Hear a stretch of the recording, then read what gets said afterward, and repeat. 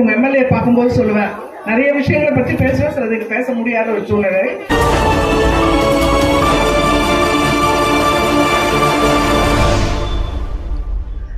ஐந்தாம் ஆண்டு பொதுக்குழு கூட்டம் மற்றும் புதிய தொண்டு நிறுவனம் துவக்க விழாவில் தமிழ்நாடு மாநில மகளிர் ஆணைய தலைவர் திருமதி குமாரி விஜயகுமார் மற்றும் பல அரசு அதிகாரிகள் பங்கேற்பு.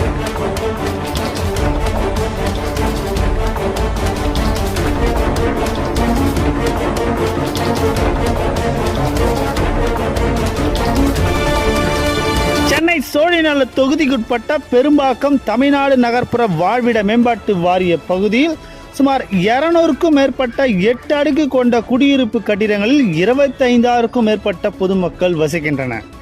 பராமரிப்பு கட்டணமாக ஒவ்வொரு வீட்டுத்தாரர்களும் வாரியத்தினிடம் மாதம் 750 ரூபாய் கட்டணம் செலுத்தி வருகிறார்கள். இங்கு உள்ள பல குடியிருப்பு கட்டிடங்களில் பராமரிப்புகளை செய்வதற்கு வாரியம் ஒப்பந்ததாரர்களுடன் ஒப்படைத்து செய்து வருகிறது.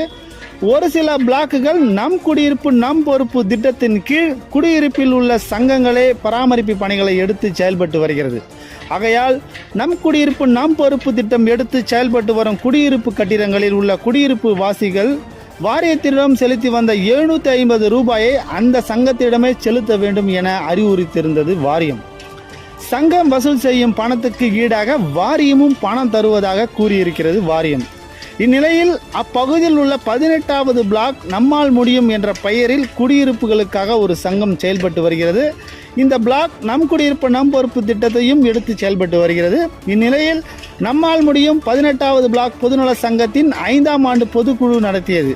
இந்த பொதுக்குழு கூட்டத்தில் புதியதாக துவங்கிய வி கேன் ஹெல்ப் ஃபவுண்டேஷன் என்ற பெயரில் தொண்டு நிறுவனத்தை சிறப்பு அழைப்பாளராக வருகை புரிந்த தமிழ்நாடு மாநில மகளிர் ஆணைய தலைவர் திருமதி குமாரி விஜயகுமார் அவர்கள் மற்றும் பல அரசு அதிகாரிகள் முன்னிலையில்